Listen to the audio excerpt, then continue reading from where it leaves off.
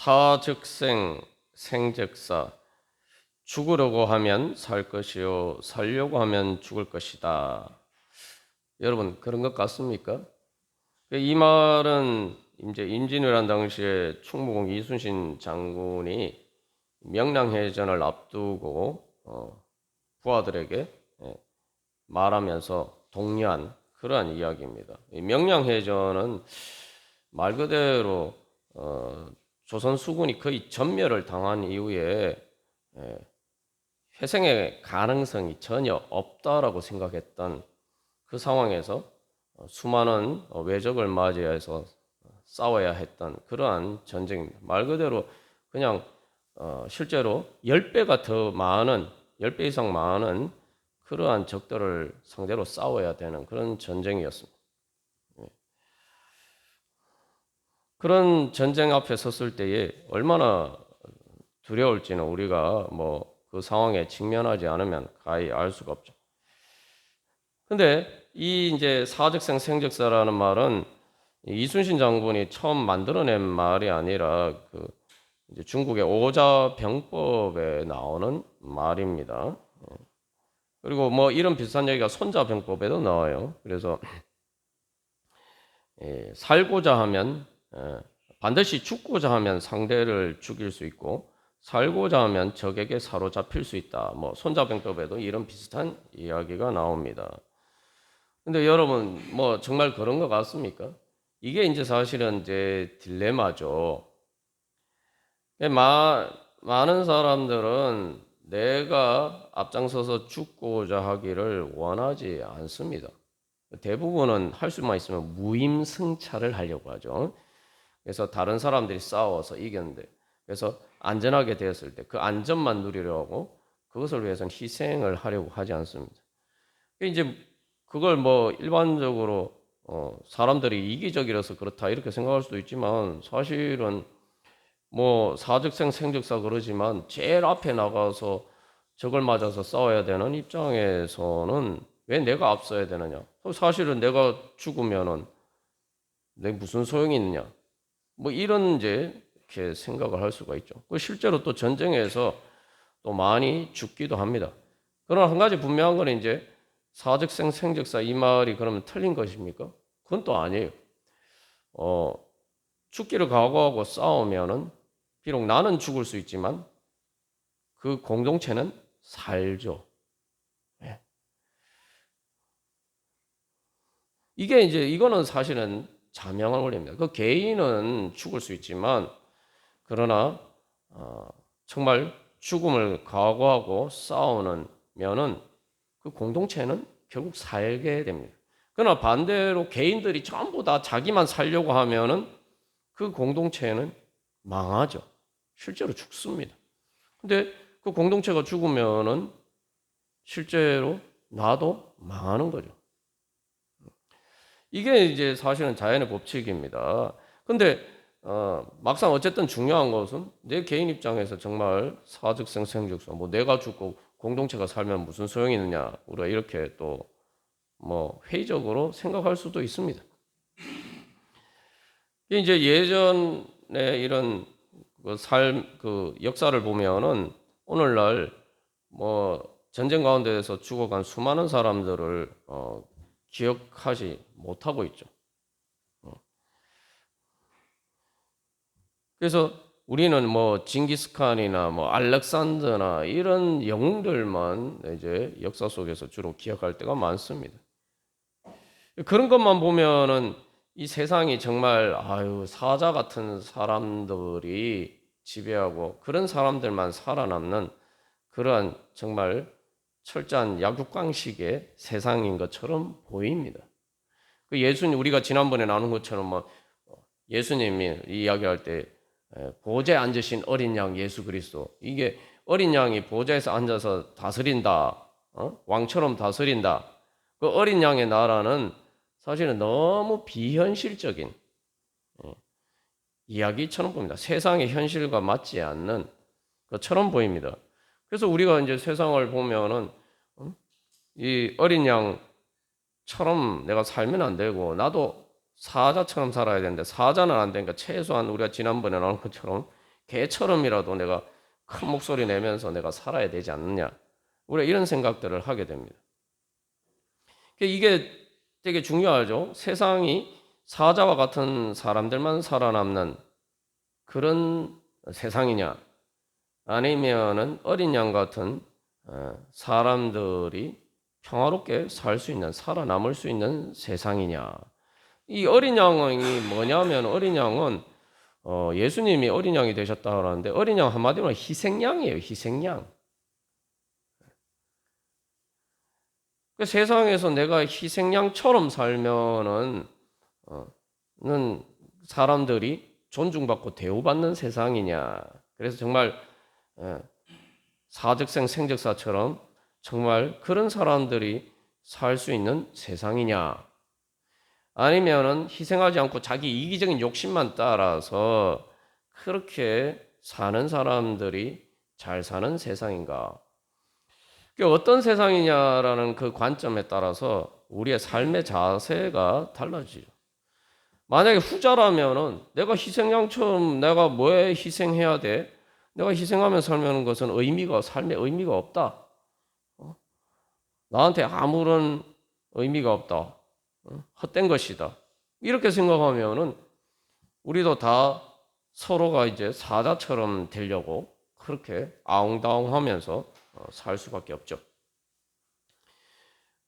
그렇게 살려고 하면 모든 사람들이 다 그렇게 살려고 하면은 그 세상은 어떻게 되겠습니까? 다 망하는 거죠. 거기서는 아무도 살 수가 없어요, 사실은. 우리가 이제 생각할 때 이제 신앙적으로 보면은 예수님이 보좌에 앉아서 어린 양 대신 예수님이다 이렇게 얘기하니까 이제 그거는 신앙적으로 뭐 그렇지만 세상은 그렇지 않다 우리가 이렇게 생각합니다. 근데 우리가 이제 6월 6일이 현충일인데 이제 예전에는 사실은 뭐 알렉산더나 뭐 징기스칸이나 이런 그 소위 말하는 세상적인 영웅이라고 생각하는 사람들이 뭐 동상을 세우고 그렇게 칭송했죠. 뭐 지금 뭐 북한에도 보면은 김일성, 김정은 동상을 막 어마무시하게 이렇게 크게 세워놓고 숭배하는 것처럼 우리가 그런 세상이라고 생각할 수가 있어요. 그러나 이제 이 민주화가 되고 난 다음에 우리가 현충일을 왜 지킵니까? 예전에는 영웅들만, 그런 왕들만, 사자 같은 사람들이 기념을 했습니다. 그러나 오늘날 이제 민주화가 되고 난 다음에는 그 전쟁에서 쓰러져 간 말 그대로 희생한 그 사람들을 우리가 그 희생을 기억하고 그리고 그것을 존중하고 또한 감사하면서 그것에 기념하는 거죠. 그래서 기념한다라고 이야기하죠. 그래서 어떻게 보면은 이 현충일의 의미를 보면은 이게 세상에서도 희생양이 된 그 사람들, 전쟁에서 살아남은 사람이 아니라 전쟁에서 싸우다가 나라를 지키기 위해서 죽은 희생양이 된 사람들을 우리가 기념하는 거예요. 그런 관점에서 보면 이 현충일이 보여주는 것은 세상이 꼭 이렇게 예수님만 우리가 신앙적으로만 뭐 예수님이 보좌에 앉으셨다. 하나님 나라가 세상에는 전혀 없는 것처럼 보이지만 그런 원리가 전혀 없으면 세상은 기본적으로 존재할 수가 없겠죠. 그렇기 때문에 우리가 바로 그 하나님 나라와 비슷한 원리에 따라서 희생양이 된 사람들을 우리가 특별히 기억하고 그들을 더 귀하게 생각하고 그들이 희생했기 때문에 그들이 더 귀하게 생각하고 어떻게 보면 그들을 기념하면서 그들에게 명예를 부여하는 것입니다. 그게 이제 현충일의 의미죠. 그게 이제 신앙의 우리가 그런 신앙생활을 하는 것도 마찬가지입니다. 오늘 예수님께서 말씀하십니다. 예수님 말씀도 보면 상당히 모순적으로 들려요. 마가복음 8장 36절 37절 말씀만 보면은 예수님 사람이 만을 온천하고도 자기 목숨을 잃으면 무엇이 유익하리요? 사람이 무엇을 주고 자기 목숨과 바뀌었냐? 그러면은 내 목숨이 제일 소중하다. 그죠? 내 목숨이 제일 소중하다. 그래서 뭐 전쟁을 이기면은 나한테 그게 무슨 소용이냐? 전쟁에 이겨서 온천을 얻어 나한테 무슨 소용이냐? 내 목숨을 잃으면 무슨 소용이냐? 어? 이렇게 생각하면은 우리가 이 말 그대로 희생적인 죽음을 할 수가 없겠죠. 근데 예수님은 바로 앞에서는 또 정반대되는 말씀을 하신단 말이죠. 누구든지 자기 목숨을 구원하고자 하면 이럴 것이요 누구든지 나와 복음을 위하여 자기 목숨을 잃으면 구원하리라. 이게 사실은 무엇을 위해서냐가 다른 뿐이지 사즉생 생즉사라고 이야기하는 그 말씀, 그 이야기와 똑같은 말씀이시죠. 여기서 이제 우리가 그래서 어떤 삶을 살아갈 것이냐, 정말 예수님처럼 그렇게 또 세상에서도 이야기하는 그런 말 그대로 정의를 위하고 또 대의를 위해서 희생하는 그런 삶을 살 것이냐, 아니면 내 일신의 보신만을 생각하면서 내 목숨을 구하기 위해서 그런 방식으로 살아갈 것이냐.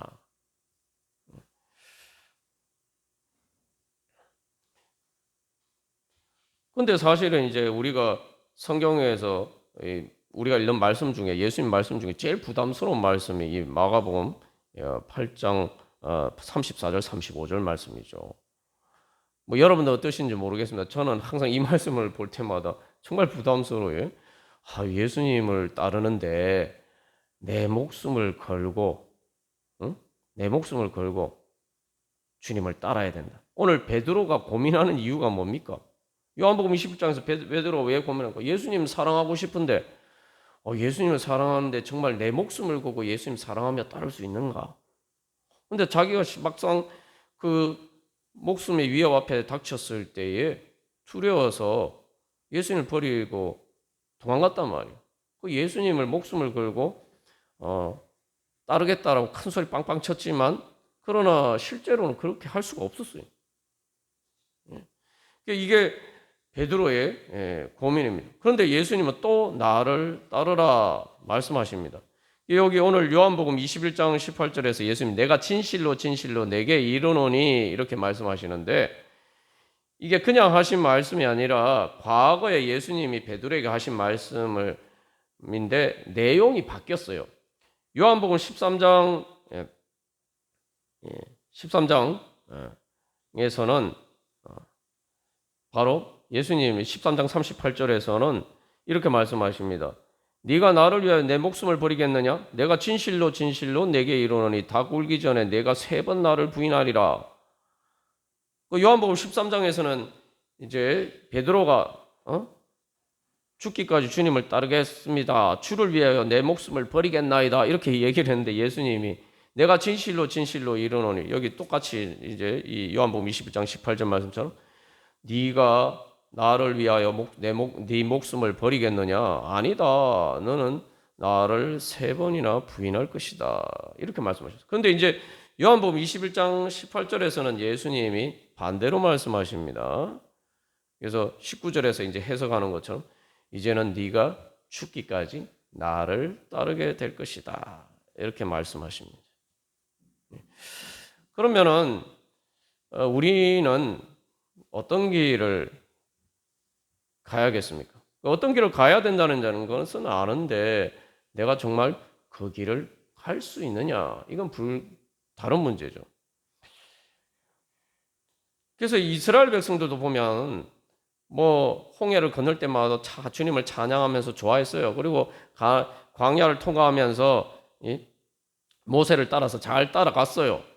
그런데 가데스 바네아에서 그들이 다 무너졌죠. 무너져서 주님께 불순종하고 하나님을 거역하고 다시 애굽으로 돌아가려고 했죠. 그래서 광야에서 40년 뺑뺑 돌게 되지 않습니까? 그 왜 그랬습니까? 한마디로 전쟁을 해야 되니까.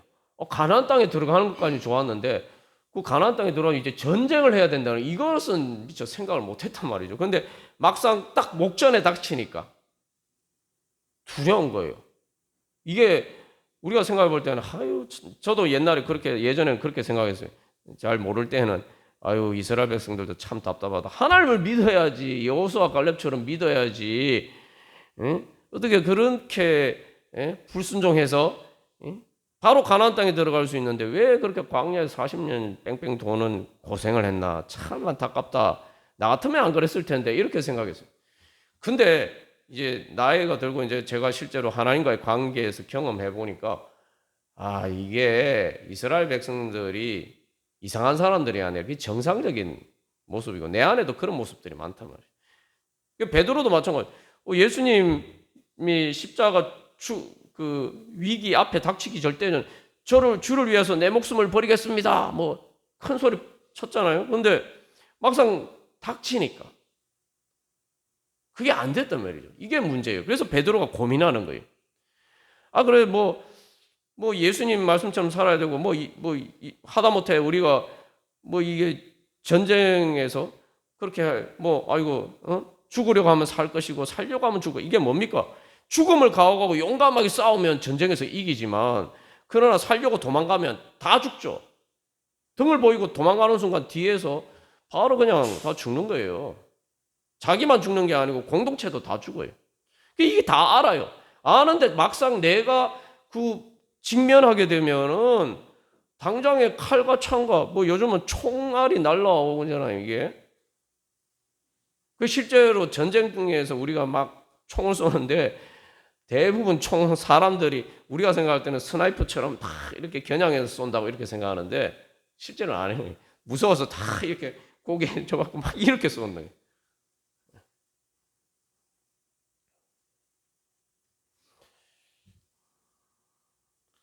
이게 막상 내가 직면했을 때에 내가 정말 여기서 예수님 말씀처럼 또 이순신 장군이 얘기한 것처럼 병법에서 얘기한 사즉생 생즉사 살고자 하면 죽고자 하면 살 것이고 살고자 하면 죽을 것이다. 정말 내가 그렇게 믿고 갈 수 있느냐? 이거 현실적으로 부딪히면은 정말 어렵습니다. 목숨을 걸어야 되는 문제. 근데 여기서 중요한 것은 이건 전쟁이야 그렇다 치고 전쟁에서는 어떻게든 요행이 나만 딱 이렇게 도망가서 요즘도 그렇죠. 병역 면탈 아닙니까? 나만 군대 안 가고 다른 사람은 다 나라 지켜도 나는 군대 안 가고 그죠?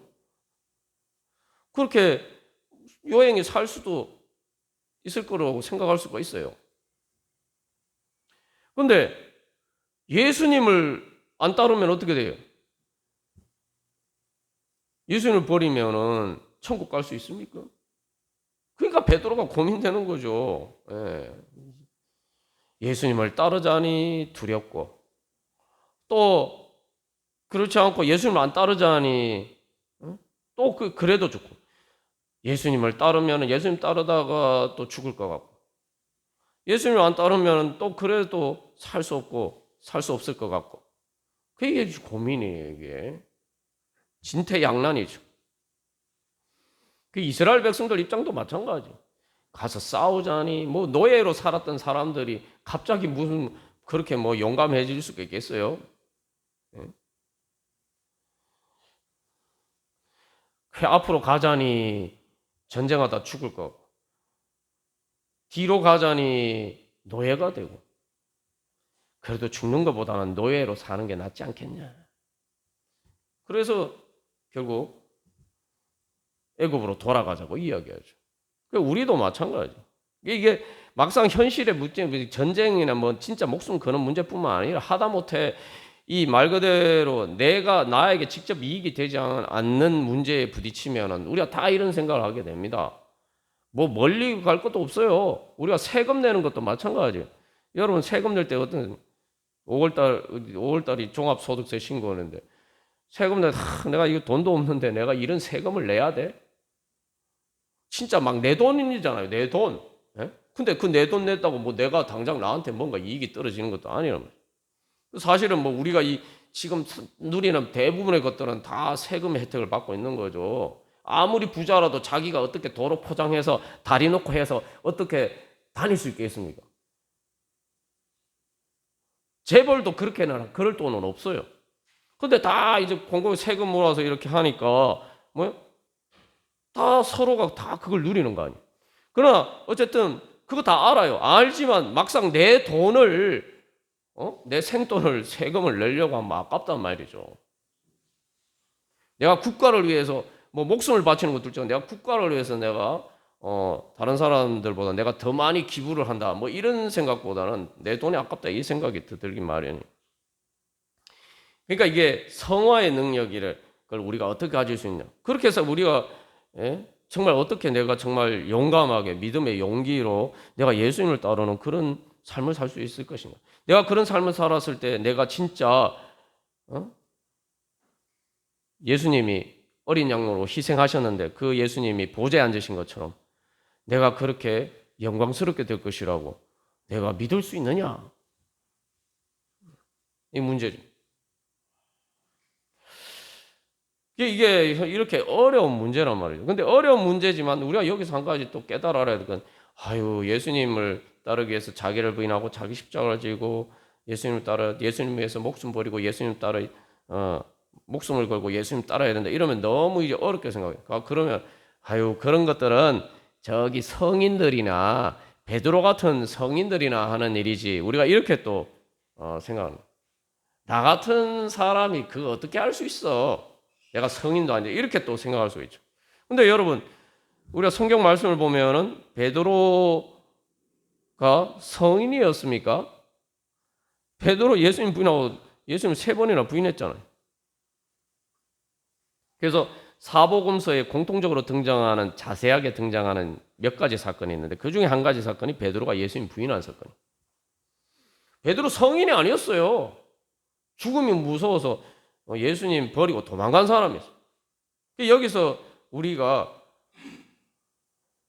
성화의 능력이 어디서 나오느냐 이걸 발견. 그 베드로는 왜 바뀌었어요? 지금 저 앞에 화면이 예수님이 십자가를 지고 가시는데 베드로의 인생의 마지막에 예수님을 만나서 예수님이 십자가를 지고 가시는데 내가 예전처럼 예수님을 버리고 도망갈 것이냐? 아니면 십자가를 지고 가신 예수님을 따라서 내가 내 목숨을 걸고 이제는 예전처럼 예수님을 부인하고 버리고 도망가지 않고 내 목숨을 걸고 예수님을 따를 것인가? 지금 그 유명한 코바디스 도미네라는 그 사건을 이제 묘사한 그림. 그 베드로는 어떻게 저렇게 됐을까요? 베드로는 왜 그렇게 바뀌었을까요? 여기서 우리가 그 성화의 능력을 발견해야 됩니다. 베드로는 성화의 능력을 얻어서 저렇게 바뀌었어요. 그래서 주님 어디로 가십니까? 요한복음에서도 보면은 베드로가 물었어요. 주님 어디로 가십니까? 그래서 이 요한복음 13장 36절에 주여 어디로 가십니까? 그게 이제 라틴어로 도미네 코바디스. 그래서 예수님이 네가 지금은 날 따라올 수 없으나 후에는 따라오리라 이렇게 말씀해요. 그래서 베드로가 저거는 주님을 위해서 목숨 버리겠습니다 했는데 예수님이 네가 날 위해서 목숨을 버리는 게 아니라 너는 나를 부인할 것이다 이렇게 말씀하셨어요. 근데 이 질문을 네로 황제에 의해서 기독교 박해가 일어났던 그때에 예수님을 만나고 그 예수님이 뭘 향해서 다시 베드로가 묻습니다. 이 화면처럼 그림처럼 주님 어디로 가십니까? 나는 십자가를 지기 위해서 내 양들이 순교하고 죽어가는 로마를 향해서 간다. 예수님 그렇게 말씀. 그래서 이제 베드로는 내가 주님 가시는 곳에 따라가겠습니다. 오늘 예수님이 너는 나를 따라라 말씀하시는데 그래서 베드로가 예수님 따라갔고 그래서 베드로가 예수님을 따라서 십자가에 못 박혀 죽게 됩니다. 진짜 베드로는 죽기까지 예수님을 따르게 됩니다. 그래서 그 베드로의 무덤 위에 오늘 이제 로마에 가면 그 성 베드로 대성당이 있죠. 그게 바로 베드로의 무덤 위에 세워진 교회입니다. 도대체 그러면 우리가 이런 성화의 능력을 어떻게 얻을 수 있느냐? 정말 어려운 것이다 생각하는데 베드로도 우리하고 똑같은 사람이었어. 그런데 사실 신앙을 떠나서도 오늘날 많은 사람들이 이렇게 살아갑니다. 무슨 얘기냐 이렇게 생각하실 수 있는데 많은 사람들이 그렇게 오늘날도 예수를 안 믿는 사람들도, 그리고 대부분의 사람들이 그렇게 살아갑니다. 우리가 자꾸 그걸 잊어먹고 있어요. 여러분, 대한민국의 그 병역의 의무를 진 사람들은, 그래서 군대 갈 수 있는 사람들은 대부분은 뭐 병역을 면탈하는 사람도 있지만 회피하는 사람도 있지만 대부분은 다 군대 가죠. 그럼 군대 가는 게 뭡니까? 예전에 저도 군대 갔는데 갑자기 뜬금없이 손톱을 깎으라는 거예요. 아니, 갑자기 손톱을 깎아서 제출하라는 거예요. 뜬금없이 손톱을 왜 깎냐 이랬더니 손톱을 깎아서 이게 제출해서 그 자기 이름을 적어서 그 봉투에 적어서 넣은. 이제 나중에 전쟁에서 죽게 되면, 전사하게 되면 신원 확인을 위해서, 그리고 가족들에게 그걸 대신 보내는 거예요. 군번주라고. 그래서 말 그대로 군대 간다는 거는 얼마든지 죽을 준비가 되어 있다는 거예요. 지금 평화로우니까 전쟁이 안 나니까 그렇지, 전쟁 나면은 그냥 군인들은 죽는 겁니다. 오늘날도 전쟁에 대해서 함부로 이야기하는 사람들이 많은데, 여러분, 대한민국은 전쟁이 나면은 여기 뭐 일반 민간인들은 보다 군인들은 그 적시로 엄청난 군인들이 바로 다 죽게 돼 있어요. 그게 대한민국 현실입니다. 휴전선에 이렇게 있는데 대한민국에도 그렇고 북한에도 그렇고 장사포가 있어요. 장사포라는 건 사거리가 몇십 킬로예요. 그러니까 전쟁이 누가 이기나 이건 중요하지 않아요. 전쟁이 무조건 났다 하면, 전면전이 벌어지면은 장사포가 다 발사가 됩니다. 그러면은 전방에 있는 군인들 대부분은 그 자리에서 죽는 거예요. 북한도 마찬가지고 남한도 마찬가지. 그냥 다 같이 망하는 거예요. 그러니까 어쨌든 군대 간다는, 그래서 사실은 내가 지금 죽어도 좋다 이렇게 사실은 국가에 자기 목숨을 바치는 거예요. 그럼 대부분의 사람들이 다 목숨 걸고 그렇게 하잖아요. 제가 군대 가서 경우에 군대 가서 좋은 사람들만 있는 게 아니에요. 선한 사람들만 있는 게 아니에요. 그러나 군대 간다는 것 자체가 자기 목숨을 국가를 위해서 그냥 내놓는 거예요. 언제 죽어도 이상하지 않도록 내놓는 거예요.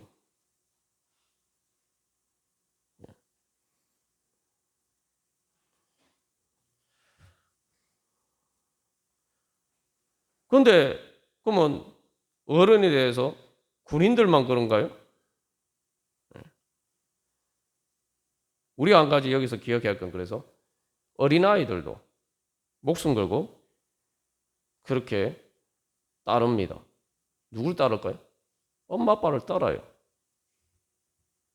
제가 계속 우리가 설교 시간에 젖된 아이 그랬지만, 아이들은 뭐 젖된 아이나 젖먹는 아이나 아무리 뭐 우리가 볼 때는 뭐 부모, 그게 이제, 그래서 예수님이 너희가 어린아이 같이 되어야 된다 말씀하신 이유가 뭐예요? 어린아이는 자기 목숨을 걸고 엄마 아빠를 따릅니다. 군인들만 그런 게 아니에요.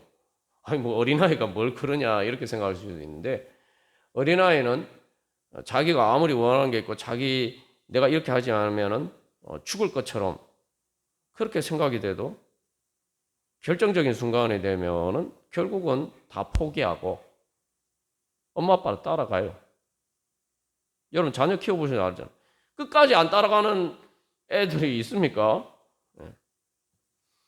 예수님이 누구든지 나를 따라고 자기를 부인하고 자기 십자가를 지고 나를 따를 것이니라. 이게 뭐 되게 어려운 일인 것처럼 보이지만, 우리가 어렸을 때에, 갓난아기 때에, 어렸을 때에 우리가 엄마 아빠하고 관계에서, 부모님과의 관계에서 우리가 이미 다 해본 거예요.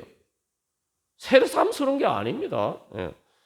그래서 아무리 떼쓰고 뭐 고집 부리더라도 엄마가 야 그럼 너 자꾸 떼쓰면 여기 내버리고 간다, 그냥 가버린다 이렇게 얘기하면은 그 순간에는 아이는 말고 천부여 의지 없어서, 그렇게 우리가 찬양처럼 두 손 두 발 다 들고 내 욕구가 중요한 게 아니라 지금 엄마 놓치면 안 되는 거예요.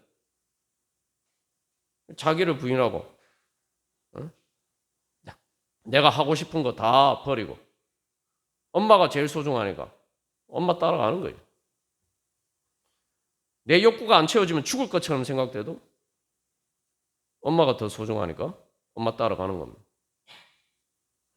우리가 그렇게 살면서 그래서 어른이 된 거예요. 우리가 이미 어릴 때 다 해봤어요. 그러니까 어른이 돼서 또 뭐 군대 가서 그렇게 또 군대도 가고 다 그렇게 또 어른이 돼서 그렇게 또 사는 거예요. 그렇다면은 여기서 우리가 한 가지 질문을 해볼 필요가 있습니다. 그러면은 나는 예수님은 그렇게 따를 수가 있느냐? 세상에 안 믿는 사람들도 저도 군대 가서 많은 사람들 만나봤지만 세상에 선하지 않은 사람들도 그런 사람들도 국가의 부름에 따라서 자기를 부인하고 그죠? 목숨 걸고 국가를 따릅니다. 자기가 원하지는 않죠. 다들 뭐 안 가고 싶어 하죠. 대부분은. 그러나 그래야 되기 때문에 선한 사람이 아닌 사람들도 군대 가서 국가를 위해서 목숨을 버립니다. 예수님이 오늘 이제 18절에서 요한복음 20장 18절에서 하신 말씀이 그거죠. 네가 젊어서는 스스로 띠띠고 원하는 곳으로 젊어서는 마음대로 이렇게 다닌단 말이죠. 자유롭게 자기가 가고 싶은 데 가고. 근데 늙어서는 내 팔을 벌리니 남이 내게 띠띠우고 원하지 아니하는 곳으로 데려가리라. 이 원하지 아니하는 곳 요것을 빼면은 이건 원래 이제 이때 당시에 사람들이 흔히 이야기하는 속담이에요. 이게 뭐냐면 젊어서는 자기 마음대로 가지만 여러분 늙어서는 그렇게 못 하잖아요. 그러니까 우리가 이제 나이가 들면은 결국 뭐 옷도 다른 사람이 갈아입혀 줘야 되고 그러니까 옷 여기 다른 사람이 옷 갈아입혀 주니까 팔을 벌려 줘야 되죠. 그래야 옷을 갈아입혀 줄 거 아니에요. 그리고 내가 막 가고자 하는데 못 가니까 또 우리의 자녀들이나 또 보호해 주는 사람이 그래서 또 데리고 가줘야 돼요. 병원도 데리고 가줘야 되고. 응? 옛날에도 마찬가지. 이게 그 젊었을 때하고 늙었을 때하고 대비해서 흔히 이야기하는 이게 속담이에요. 근데 여기서 이제 원하지 아니하는 것으로라고 얘기가 있기 때문에 이게 이제 단순한 그런 이제 속담이 아니고 예수님이 그 속담을 인용하시지만 여기서 이제 베드로에게 대해서 말씀하시는 것은 베드로가 자기가 원하지 않지만 예수님을 그러나 죽기까지 따르는 것을 말씀하고 계신 거죠. 그러니까 사람들이 군대 갈 때에 군대 갈 때 다 원해서 가는 게 아니에요. 정말 가면 힘들어요. 힘들지만 그러나 가야 되기 때문에 원하지 않지만 갑니다. 원하지 않으니까 도망가는 게 아니라 사람들도 간혹 있지만 대부분의 사람들은 원하지 않지만 가야 되기 때문에 가요.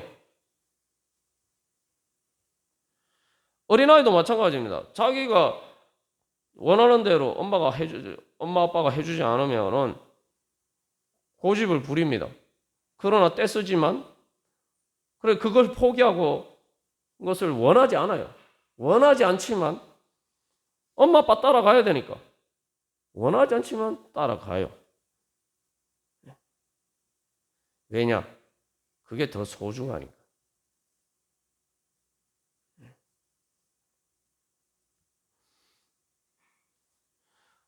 그렇다면 우리는 예수님을 그렇게 따를 수가 있습니까? 여기서 우리가 근본적으로 우리 자신에게 질문해봐요. 나는 하나님 나라를 위해서 내 목숨을 걸고 예수님을 따를 수 있느냐? 오늘 예수님이 나와 복음을 위하여라고 했는데 복음이란 게 뭡니까? 하나님 나라 복음이. 내가 하나님 나라 백성으로서 하나님 나라를 위해서 내가 그렇게 예수님을 목숨 걸고 따를 수가 있느냐?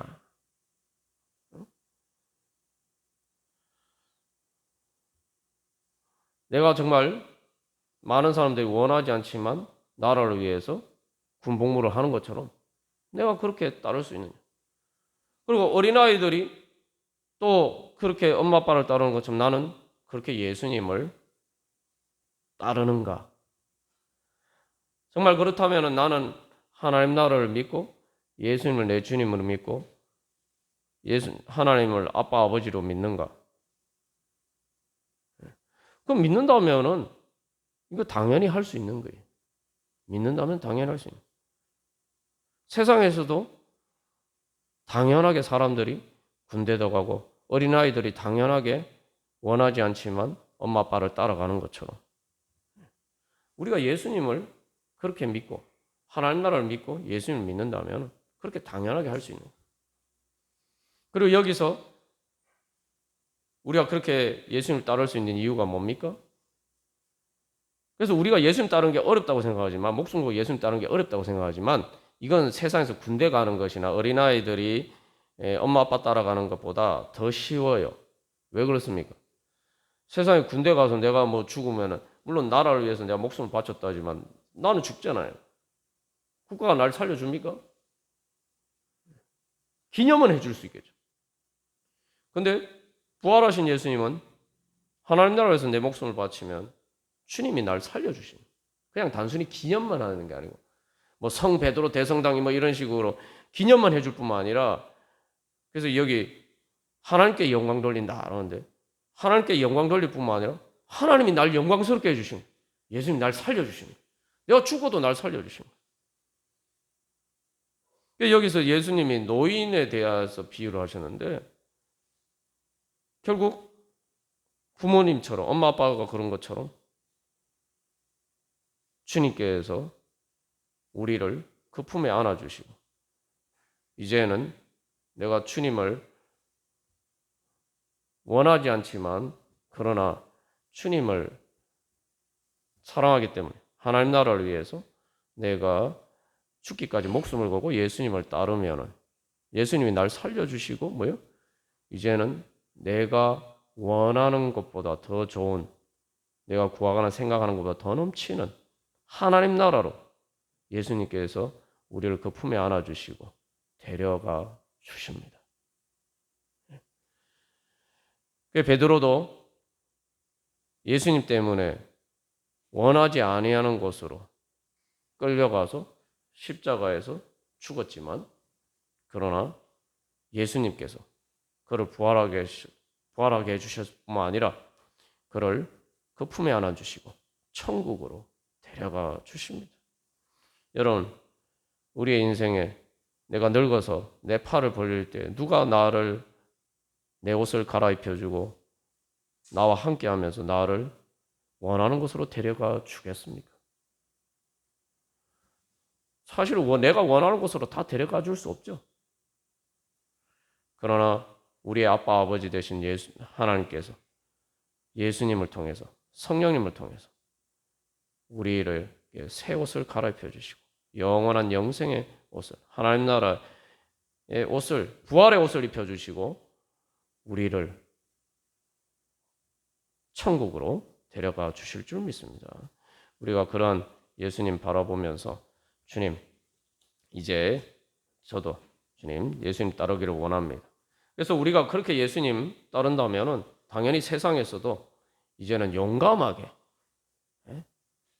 바로 그렇게 희생양으로 사는 것이 아니라 바로 희생양으로 사는 것이 실패하는 것이고 패배하는 것이 아니라 바로 예수님께서 어린 양 희생양이 되신 예수님께서 보좌에 앉으신 것처럼 바로 그것이 가장 큰 영광의 자리에 앉는 것이다. 그것이 바로 영광스러운 삶의 길이다. 우리가 그렇게 바라본다면 우리가 그 길을 정말 용감하게 믿음의 용기로 그렇게 갈 수가 있을 것입니다. 그게 바로 주님께서 우리에게 주신 성화의 능력입니다. 부활하신 예수님께서 오늘도 바로 그런 영광의 길로 우리를 불러주십니다. 우리 그런 길을 가기를 소망하면서 우리 한 주간 기도문 같이 교독하고 같이 기도하겠습니다. 1번 제가 먼저 읽겠습니다. 예수님을 통해 하나님 아빠 아버지께서 자신보다 저를 더 사랑하심을 알게 하소서. 제 한계를 뛰어넘는 전지전능으로 저를 사랑하시는 줄 믿게 하소서. 저보다 예수님을 더 사랑함으로써 진정 제 자신을 사랑하게 하소서. 그 사랑 안에서 참된 자유와 평안을 누리게 하소서. 아멘. 우리 이 시간 정말 그래서 이제는 우리가 부활하신 예수님, 하나님 아빠 아버지를 따라가는 겁니다. 그렇게 목숨 걸고 주님을 따라갈 때 주님께서 우리를 부활시켜 주시고 또 하나님 나라로 인도해 주실 줄 믿습니다. 우리 그러한 은혜 소망합니다. 주님, 제가 이제는 베드로처럼 이제 목숨 걸고 주님을 따르겠습니다. 그래서 주님, 하나님 나라 이룰 수 있도록 주여 이제 죽어도 사는 그런 하나님의 영생의 영광과 축복의 자리에 이르게 하여 주시옵소서. 우리 함께 기도하겠습니다. 하나님 아빠 아버지